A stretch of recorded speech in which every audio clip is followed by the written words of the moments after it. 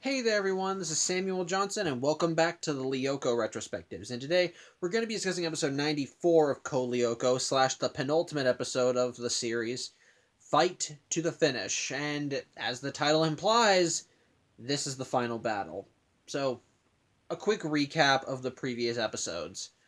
In two episodes ago, Jeremy learned that Xana had access to not just like a handful of replicas like they thought, but in fact had access to hundreds of replicas, all of them all across the each of them all across the world. And how he learned this was by Xana pooling the resources from all those replicas together into creating a new monster, a giant that they called the Colossus. However, when they finally around the time when they learned this, Xana, in an attempt to combat them, wound up virtualizing William into the real world. But when Aelita went to deactivate the tower that virtualized him into the real world to fight them, it turns out that she was able to access a lot of the files that Xana used to control him, and through those files, they were able to create a program that they could use to free William, which they did. But unfortunately, it came at the cost of their vehicle, the Skid. However, all is not lost. Jeremy, last episode, stated that he was building a program that could finally destroy Xana, what he called a multi-agent program. However, it was not finished, but he wanted to dedicate more time to it, and that is also where this episode picks up, as Jeremy has been spending a week trying to get the program running, putting it all together, and it's still taking a lot of time, and it's clearly taking a bit of a physical toll on him. It's not helped by the fact that Aelita has been having nightmares about herself on Lyoko fighting a group of monsters with her father, who's, still in his orb form, and while she's trying to fend them off, the monsters end up destroying her father. Something that she does try to bring up to Jeremy, but she sees that he's not exactly in the best shape, and so she just kind of leaves him be. She does actually try and bring this up to the group as well, but that also gets interrupted because of another thing, William. You see, the episode actually showcases some follow up to what happened with him. With William returned, there are some growing pains to be certain, especially with him trying to get back into the flow of things. For example, everyone, because of how the William clone acted, everyone is just thinking that William's acting kind of like a doofus, and since William himself is now the real William, he of course is just kind of brushing it off and doing his best to try and roll with it. But when he tries to talk to the group and try and socialize with them, they're all giving him the cold shoulder too, which is understandable because they've been spending months fighting him. But as Aelita rightfully points out, it's also not fair. Yes, he did fight against them, but it was not of his own volition. And while the group points out, well, he shouldn't have been acting like a hero and get himself possessed, Aelita also rightfully points out that she's also been possessed as well. And are they going to call her out on that? And honestly, even I would add, they all have acted pig-headed at least one point or another, and it was William's first time on Lyoko. You can't expect him to just immediately be an ace and be like, oh yeah, let's get into this on the first trip. So, while Yumi does concede and say, okay, sure, we'll try to be nice with him, but at the same, they ultimately do. She does state that she thinks that he should not come to the factory, which the group does agree with.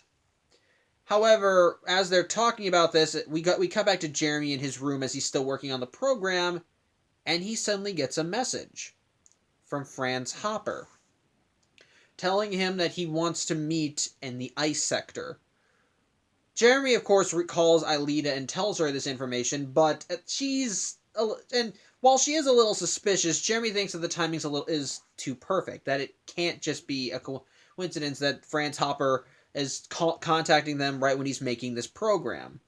As such, the group decides that they should probably risk the chance, and they're going to go to Lyoko. Unfortunately, when the group tries to leave, they end up crossing paths with Sissy, who saw Jeremy running the factory and tried to follow. And while she lost him, she did see the group, and unfortunately, she's being ever curious and tries her best to keep following them. So when they try and go through like the sewer entrance in the woods, she's there. And when they try and go under the boiler room, the shafts under the school, the door is locked, and she's out there waiting for them, and they try to make a run for it. Thankfully, William is able to come in and distract Sissy long enough for the group to make a getaway, but when they arrive at the factory, William is close behind. And of course, Yumi is the one leading the charge to say, I don't want him on Lyoko, but at the same time, William says, look, I want to beat Xana too. I was possessed by him for months. I want to see him be beaten. Which, honestly, I think is fair. Even if he doesn't take part in the final battle, at least let him be there for Xana's ultimate destruction. I think he's kind of deserving of it at this point. The guy lost months of his life for crying out loud. At least give him that. As such, they come to a compromise. William won't go with the group to Lyoko, but if anything goes wrong, if they ever need backup, then Jeremy will send William in right away. So the group does concede to this, and all of them minus William go to the ice sector. As such, they meet where at the coordinates France Hopper set for them, which is at a glacier in the middle of the ice sector behind a waterfall, and sure enough, there's France Hopper. Aelita is the only one to actually go in and talk to him as she wants to have at least one word with her father, even though in this form he's strangely mute. However, as Aelita is talking to Franz begins transmitting data straight to the supercomputer, straight to Jeremy's terminal, which is supposed to be data that, when utilized correctly, should be able to combine with Jeremy's multi-agent program and destroy Xana, delete him, wipe out all of his replicas, get rid of any server that has him on it, and just make him be gone. Just be gone completely. Unfortunately, though, just as he's transmitting the data, Xana activates a tower. And the first thing he does is possess William again. I have words on this. I'll save them for the end of the episode, but this does not make me happy. Again, I'll get back to that. Anyway, now possessed, William knocks out Jeremy and makes his way down to the scanners with the intent of unplugging them, but meanwhile, back on Lyoko, the group ends up dealing with more hardship as Xana launches another attack directly on them, and since Jeremy's unconscious, they are not aware of the attack until it actually occurs. With Aelita and her father, who are in the glacier, hearing the commotion outside, and when both step outside to see what the problem is, they see the group facing off a bevy of mantas and the Colossus again, which of course is shaking up the mountain. And as the group's trying to contact Jeremy to say, "Hey Jeremy, why didn't you warn us? Or what, can't you send us the vehicles?" Jeremy isn't answering. They realize, okay, something's wrong, so they realize they have to send someone back to help to probably figure out what's going on. So Yumi lets herself get stepped on by the Colossus and devirtualized, and sure enough, she catches William trying to unplug the scanners. As such, she ends up fighting with William to try and get him away from the scanners, and thankfully they're able to bring the fights up to the higher levels of the factory. And in the meantime, Jeremy is able to wake up, and he gets the data, and he realizes, oh my god, I think this can work. As such, back on Lyoko, the group manages to huddle under like an overpass, a cliff, just like a hill, I suppose, so they can shield themselves from the monster's blasts, especially since the blasts are being directed at France Hopper. But and while they're able to take out a few, the Colossus is still the major threat. Ulrich is able to climb on top of it, and it turns out I was actually right. Stabbing the Colossus in one of the Xana symbols does paralyze it slightly, because he's able to climb up to his eye and drive one of his katanas right into its face, which does slow it down a bit, especially since Xana's pooling even more energy into this thing. As such, Jeremy now has the program all ready and set to go with all the data that France Hopper has fed to him, and so Franz, his work done, once more runs away and hides back in the digital sea. As such, Jeremy tells the group, you need to go to Sector 5. I have the program, but you need to go to Sector 5 to get it ready and set it in motion.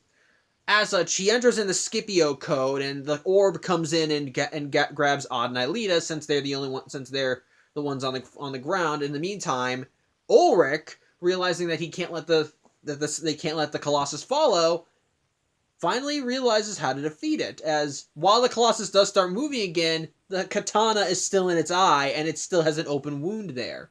And so while it's there, while it's got that thing in, he jumps off its head, goes to the arm as it's moving, and drives his other katana straight into the Xana symbol right on its arm. The end result? The Colossus begins to freeze up and drops to the ground dead. The lava just in its body starting to fade. Ultimately, it ends up falling on Ulrich's body, so Ulrich gets devirtualized too, but the Colossus is now gone completely. And with Ulrich devirtualized, he's able to go in and give Yumi backup against William. As such, in the meantime, back with Lyoko, Odd and Aelita manage to get to the edge of Sector 5 and begin getting the program ready as Xana launches more mantas to attack them.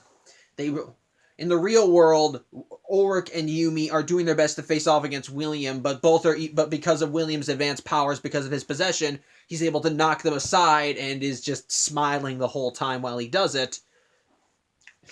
And unfortunately, in Lyoko, while Aelita has gotten the program all set up, unfortunately, they don't have enough power to run it.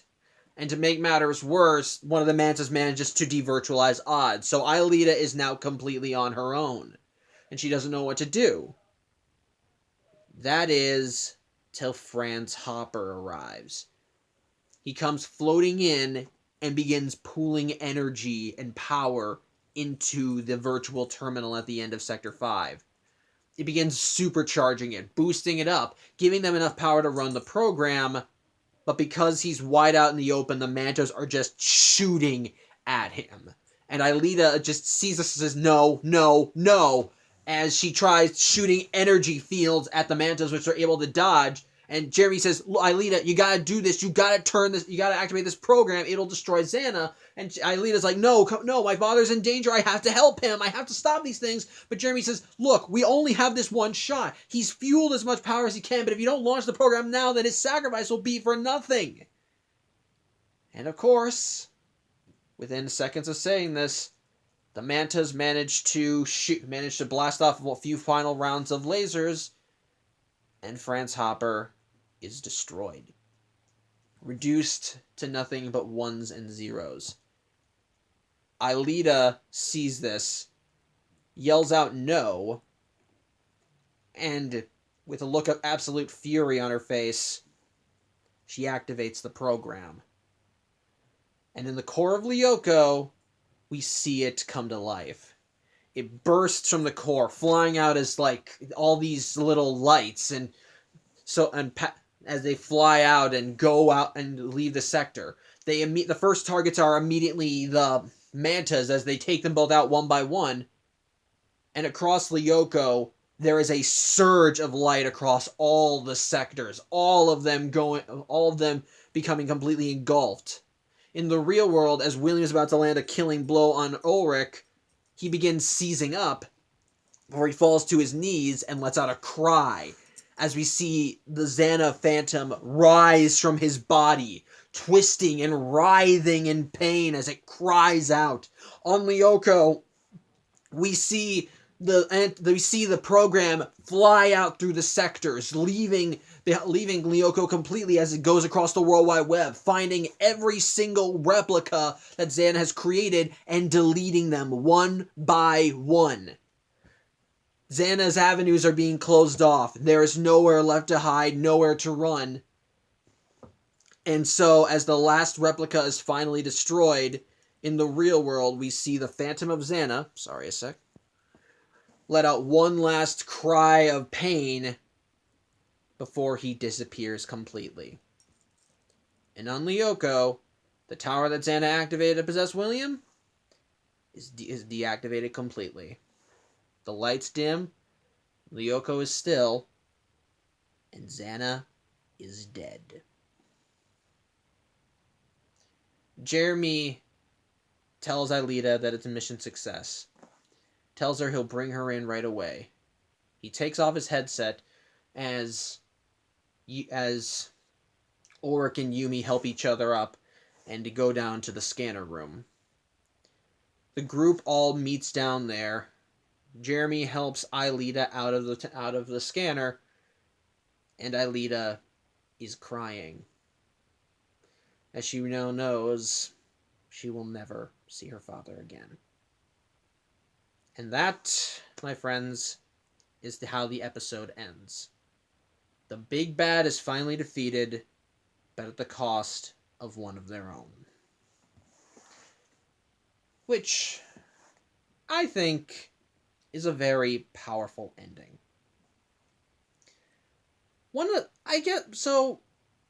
In essence, what do I think of the episode? I still think I think, honestly, as a finale or just bring it all together, it's actually really interesting. Hold on a second. I will be getting my thoughts in a second, so hold on. Sorry about that. Dog stuff. He has impeccable timing. But yeah, my thoughts on the episode. I do think it is good. I like seeing how this all came together.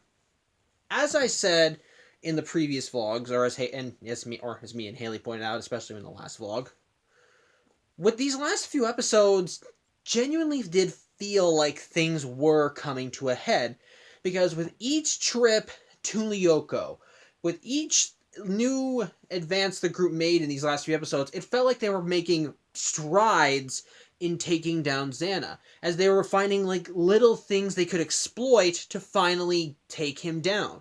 And at the end, with each step they took, Xana was also raising the bar himself, because they were getting closer. And so seeing it all come to a head here, I think, really works. And like I said, we saw them find codes to finally free William. We saw Xana unleash a monster so great that to face it one-on-one would be to invite death. We learned that the scope of Xana's plan was greater than what we thought it was, that he was creating possibly a robot army. Again, I'll talk about that in the next vlog.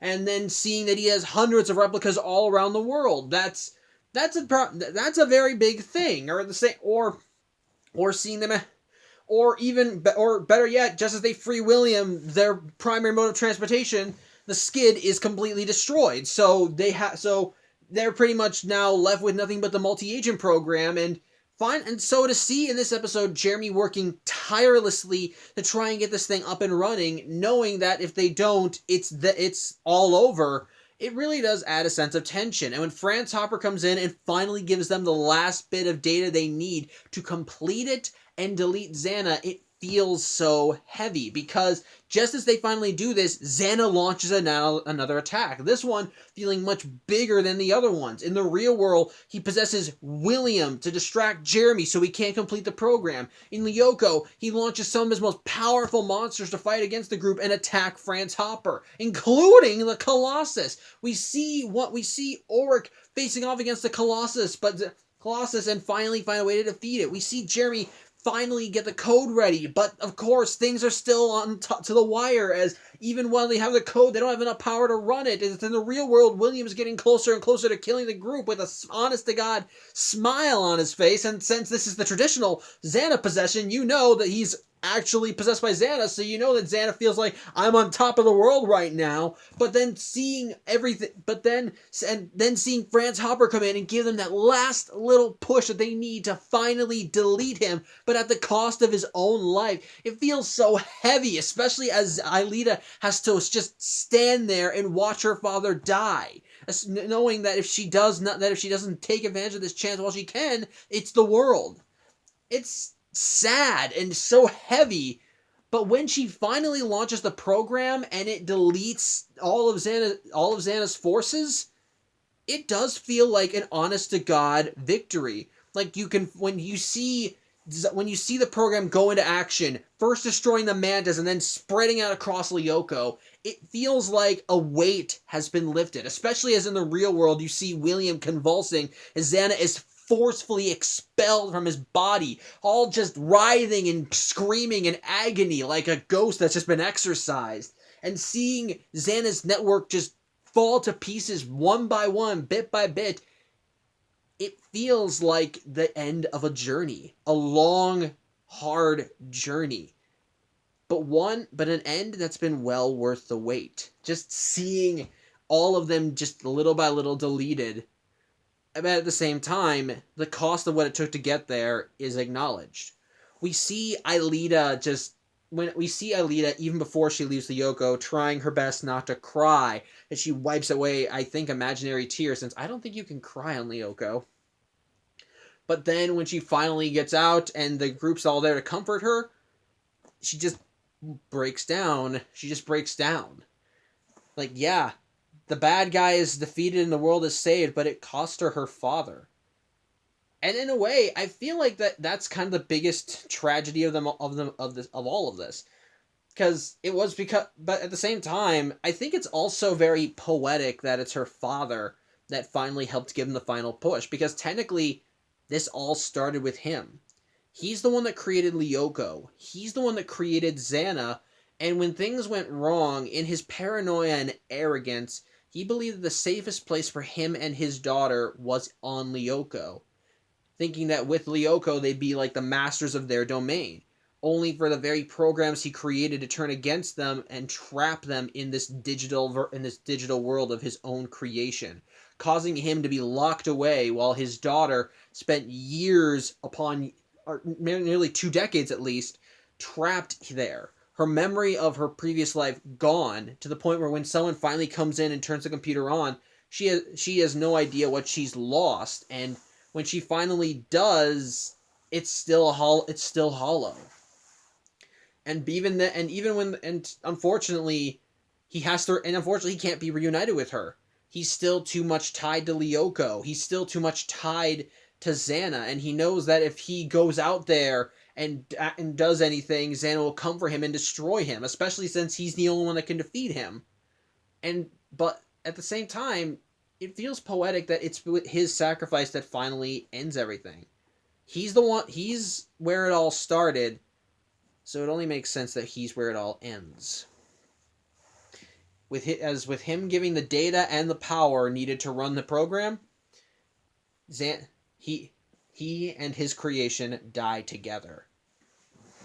It's actually very powerful when you think about it, because it really makes everything feel whole. Like a chapter has been closed. Like the chapter of their lives have finally closed. That we finally have reached the end. Like we've reached the pinnacle, like the final end game that makes everything like every episode up to before this, like every struggle, every problem, every attack, every mission has now all finally come to this. And in a way, when Xana's finally gone, it makes you think.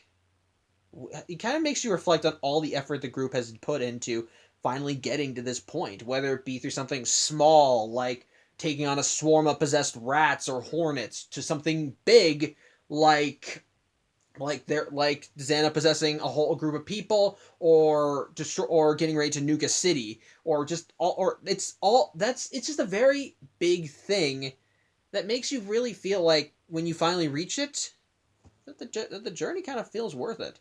That through all the struggling, we're finally here. And honestly, I think it's a good way to end things.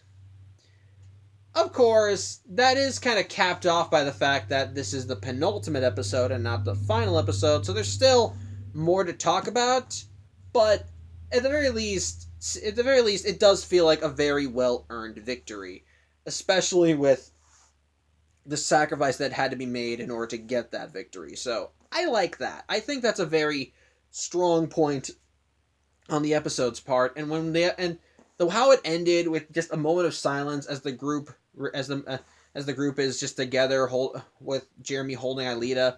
Yeah, I think that's a great way to end it. Just stop there, as they all just having a moment to try and, well, take it in.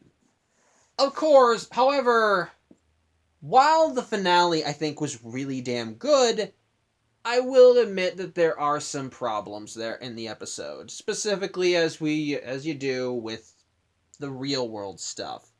Despite how heavy this episode feels, or how it should feel, with everything finally coming to a head when they realize we can finally destroy Xana, the first part of the episode just sort of feels a little bit standard, just kind of feels like a standard Lyoko plot.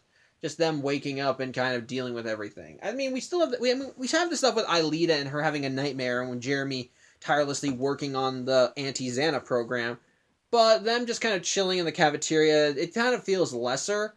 And seeing the antics with Sissy, I feel like that's just like that's a little unneeded, just kind of feels unnecessary, especially since that really doesn't add to the plot. And of course, the one thing that honest to God pissed me off about this episode, William. Now, this rant that I'm about to give, I was going to save it for the final vlog because when I talk about the final, when I get to the final vlog, I'm going to give my thoughts on the series, which includes about each of the individual characters and their arcs and how and where they started versus how they ended. And of course, since Williams is a Lyoko warrior, he was going to be in the lineup, but watching this episode, it pissed me off. William gets the shaft, something fierce in Code Lyoko. As a character, he's fine. For the first 2 seasons, we got development for him, and little by little we saw him grow and change along with the group, despite being introduced despite not being an original warrior. We saw how he was arrogant and kind of full of himself and a bit of a troublemaker.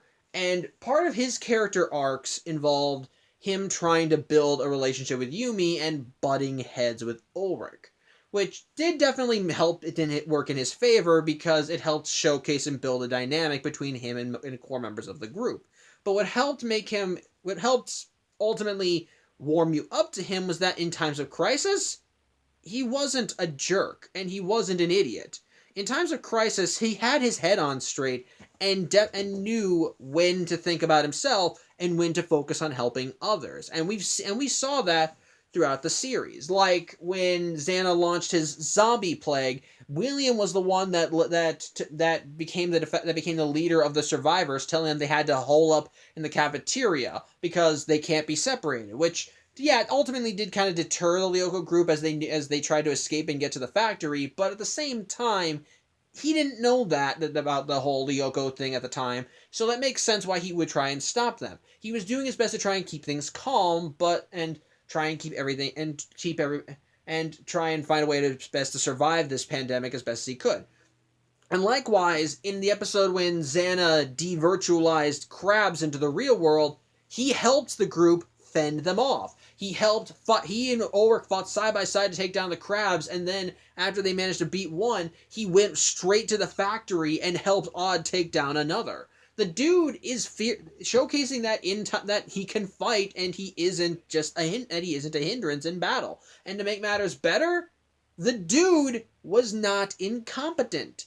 And one of I think his best character defining moments was in the Marabunta episode, when Ulrich, after having his latest rejection from Yumi, was acting like a prissy little dick. And even to the point where when his friends are calling for help, he's just outright ignoring them and just opting to be grumpy and all angry and pissy, like, But only for William to come in and pretty much tell him, get your head out of your own ass, because if you keep doing this, you're gonna lose Yumi completely. And that speech is what helped make Ulrich realize, okay, it's like, wow, I kind of am being a dick, and finally go help people, and finally go help his friends. That is the kind of character William was. That he was a troublemaker and kind of full of himself, but at his heart, he was a good person, and in times of crisis, he could help out, which is part of the reason why the group even considered letting him join when he did. because when he helped them during one crisis when Xana tried to blow up the factory, as he was able to lend his assistance and defuse the bombs, and then while they didn't let him in because Yumi wound up shooting that down when they had a group vote. At the same time, when he actually said he kind of remembered that event, and then provided her cover so she could sneak out and help her friends, it showed that William was not a bad guy. That even despite everything, there was still a heart beating in there, and every single instance of him with the group showed that he was more of a boon than he was a hindrance. And I thought that was really interesting and helped actually showcase why the group finally decided maybe we should let him join us. Then, when he did join the group, his character fell off a cliff. Figuratively and literally. As once in his very first trip to Lyoko, William got possessed by Xana, managed to destroy the original Lyoko data, resulting in Lyoko being deleted and him falling into the digital sea, allowing Xana to pretty much allowing Xana to not just possess him, but brainwash him into serving him. And while the group was able to reconstruct Lyoko, from there on, William acted as an enemy, an antagonist working directly for Xana. And I mentioned before how I'm of two minds regarding William as an evil Lyoko warrior. How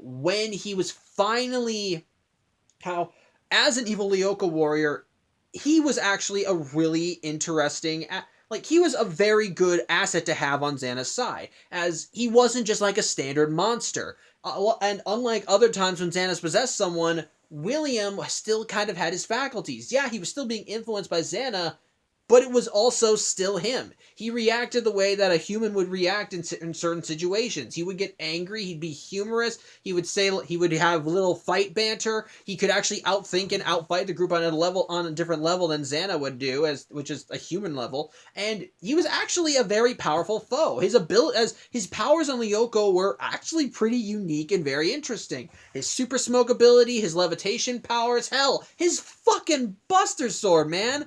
I love that. I don't care if he was working with a bad guy. That is an awesome weapon. Buster Swords are awesome, and nothing anyone can say can convince me they're not.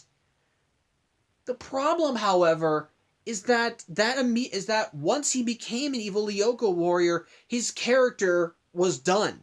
They wanted nothing. The show clearly showed they weren't interested in having him come back and join the group. That once they got into that point that he could be a pawn for Xana, they were done with him, and they weren't interested in having him be anything else. Now, while the characters were trying to save William, at the same time, the majority of his time as a Lyoko warrior, a good 99% of his time, was under Xana's thrall. And by the time they finally free him, by the time they finally manage to purge Xana from his system so that he can finally go back into the real world and be himself again, what happens? He gets possessed again. He's just standing there, Xana activates a tower, and possesses him again. Which, I would make an argument about how was Xana able to possess him if he's a Lyoko warrior, since part of the reason why he was using the Schifozoa to possess William and Aelita in the way he did was because he couldn't possess the Lyoko warriors since they were used to fighting on Lyoko.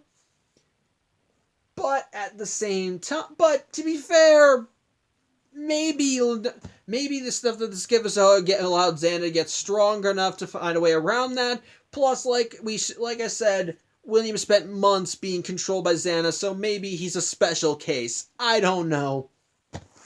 Either way, that's just no. You spend the majority of your season trying to find a way to free this character, and then you finally free him 3 episodes away from the end, and then you get to the penultimate episode where the group is ready to finally kill the big bad, and you have him get possessed again and have him pretty much be the guy they fight again? Hell, and they don't even let him be a part of the final shot. Once he gets possessed, once Xana is deleted and he's expelled from William's systems, he's gone. He's just probably left lying there in the factory. Yumi and Oric don't help him up. They just leave him there. And to my knowledge, I don't think he's in the next episode. Or if he is, he's at least not there for like one of the biggest moments there, which I'll get to when I talk about the episode. But just William got the shaft. William, as a character, got the shaft. Like, they spent 2 seasons developing him, creating a dynamic between him and the group, and then when they finally want to do something with it, someone got cold feet and said, you know what, no, I want to just stick with the originals, and turned him into the evil Lyoko warrior, the token evil teammate, which, again, to be fair, he was a very valid threat, and it was a smart move on Xana's part to get him so early in his career that he was naive, and So there was that part I liked and thought it was cool and interesting. But as a character, William really got the shaft. He spent the majority of his time under Xana's thrall, and by the time they finally free him, he's just thrown to the sidelines. And to the point where you feel sorry for him. In this episode, he's dealing with the fallout of having to return from dealing with all the crap his clone did. And as we established, his clone was so stupid that I'm surprised he even knew how to dress himself. And even when he finally tries to talk to the group and say, hey guys, how's it going? They all give him the cold shoulder, which, as I said, it's understandable.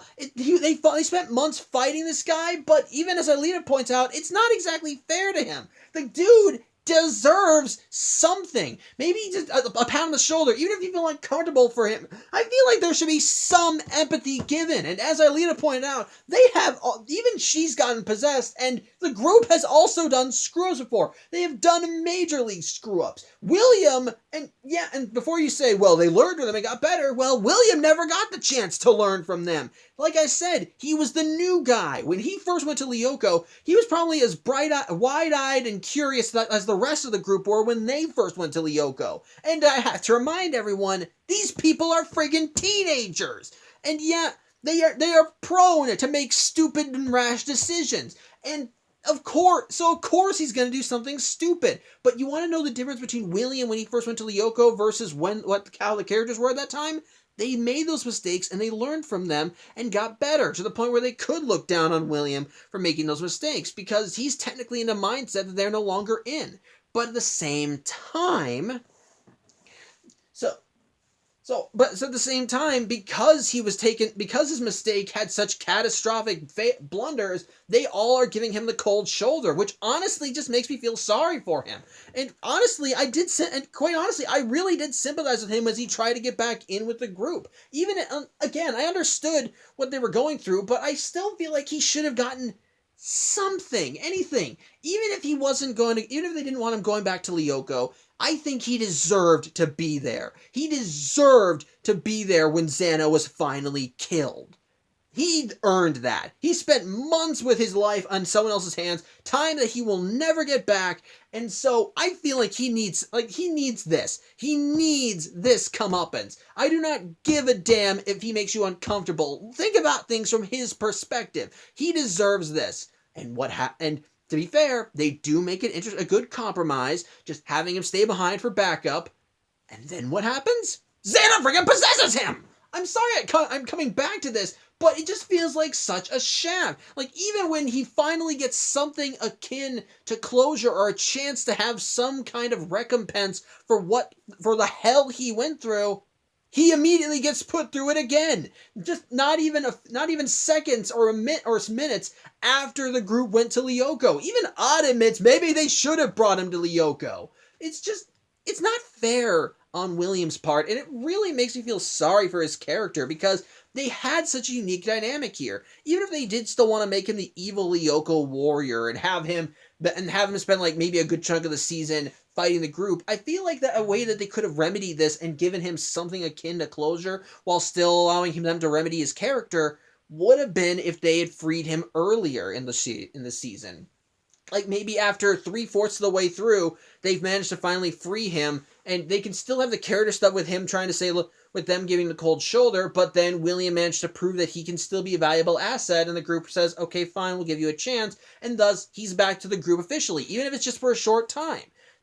So we at least get a taste of what that dynamic would be. And don't use theirs. And if you try and tell me, well, they can't bring a new character in like that and change the dynamics, other shows have done that before. Introduce characters like later into the series run, but managed to give them enough of, but because they're well written enough, their personalities and their dynamics are able to mesh with that of the already established group dynamics, which in turn which allows them to shift the status quo enough so that it feels different, but still keep things familiar enough so that you're still entertained. You still feel like this is the same show. Other shows have done this, like Gravity Falls, or hell, even Power Rangers, specifically Jungle Fury when they introduced Dominic.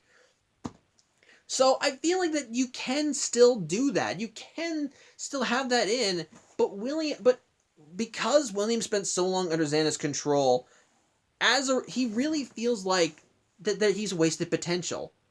That they could have done so much with him, they established so much that they could have taken advantage of, and then they decided, no, we want to keep our regular dynamic with these groups, just throw him over there. And even when they finally do take him out of the corner, even when they do take him out of that metaphorical corner, someone is still pushing him back in, and it really feels like he deserved better. Like, he really deserved better instead of what he got in this series. So, yeah. As a whole, his character's not bad. It's just, he really got the shaft, and honestly, one of the things that makes me tempted to check out the sequel / reboot of Lyoko Evolution, is because that show at least remembers that William was a member of the group, and from the beginning of that show, he's a regular character, and from what I've glimpsed of the series, the dynamics that I talked about, him butting heads with Ulrich, him vying for Yumi's attention, those are actually in that show. And I think that's, again, that makes me tempted to want to check the series out, even though it never got an English dub. So which I think is nice. I probably won't check out Lyoko Evolution. I've heard mixed reactions to it, but at the very least, them acknowledging that William is a member of the group and actually giving him time and attention that he really did not get in this show, I feel like that's enough. That's at least a good. I feel like that's at least a start to make me want to check the series out. So, yeah. Sorry, rant over. Rant over. As a whole, I think William's character is fine, but he really did get the shaft. So, yeah, that part I do believe is a hindrance to this episode too, especially since they spent so long trying to get him free, and then he gets possessed again. So that part honestly did tick me off. So I know, I'm sorry. That's I dedicated a lot of time to that, especially since the whole focus of the episode was finally defeating Xana, which again, that part I think was well built up to and done really well. It had a lot of gravitas, a lot of weight, and when it finally happened, you really did feel like you really did feel like a weight was lifted off your shoulders, seeing Xana just finally purged and everything that the group went through, all the struggles, all the fighting. It definitely felt worth it in the end, and just to see Xana be deleted, even if it was at the cost of Aelita's father, which definitely did still make which as a result, while making the victory feel big, also made it feel slightly hollow too, as they weren't able to save him. But which I think is a strong ending and very powerful. For me, though, the only problems with the episode are that in the beginning it does still feel like a standard Lyoko adventure until they get the message from Franz Hopper. Although again, we did get hints of that with Aelita and her nightmare, and of course William and how he got the shaft. That I think was a problem, but as a whole, fight to the finish, I think, was a perfect capstone to Code Lyoko. It finally brought everything to a head. Finally gave us the big battle between the forces of good and the forces of evil, and to see them group finally get their biggest victory yet with Xana's destruction feels very much earned, especially since, just like with all their other victories, it was down to the wire, down to everything, and by the end they finally succeed, but not without loss. It's very strong, very powerful, and I think is a great way to finally end the series. But as I've said, this was just the penultimate episode. there is still one more episode after this, and yeah, it's an interesting one. I'll talk about it next week, but for now, overall, this episode I think was good. Not perfect, but as a finale to Lyoko and for finally seeing Zan defeated, it was really strong, had a lot of weight, a lot of tension, and definitely felt, and by the end, you definitely felt like they earned their ending. Happy or sad. So, yeah. Overall, did like the episode. I feel like I should say more. I really do, because especially since I spent a good chunk of time talking about William and how and my opinions on the character. But yeah, I don't really have anything else to say. It was a good episode, not perfect, but still really damn good. And I think, and if you were a fan of Lyoko and you watched it as long as I have, or if you watched it from beginning to end, this definitely felt like a strong way to end things. So yeah, I think that's really all I have to say. I hope you enjoyed this vlog. It was kind of more rambling and stuttery than my regular vlogs, but I still hope you enjoyed it. I hope you managed to make it to the end. And I think it's time we finally wrap things up. So tune in next week, ladies and gentlemen, as we look at the final episode of Lyoko and finally close the book on the Lyoko retrospectives overall. So till then, thank you for watching. I'm Samuel Johnson, and I'll see you next time. Take care.